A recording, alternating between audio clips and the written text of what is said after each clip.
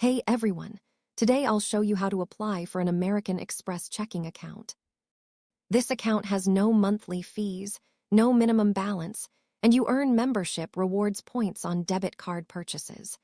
You also get early direct deposit up to 2 days early. Before you apply, you need an existing Amex credit card, your social security number or ITIN, and a valid U.S. address. Go to Amex.com checking or open the Amex app and navigate to the banking section. Click Apply Now.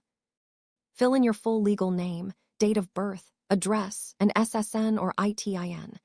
This is standard identity verification. If you already have an Amex card, you can link your existing account. If you're a new Amex member, you'll go through the standard application flow. Once approved, fund your account by linking an external bank account with your routing and account numbers. Now you're all set. Use mobile check deposit, set up direct deposit, pay bills online, or use the Amex debit card anywhere American Express is accepted. Thanks for watching. If this helped, please like and subscribe. The Amex checking account is fee-free with early direct deposit, definitely worth considering. Check the Amex app regularly for special offers on your checking account, like bonus rewards on select purchases. Your checking account integrates seamlessly with your existing Amex credit cards for a complete financial picture.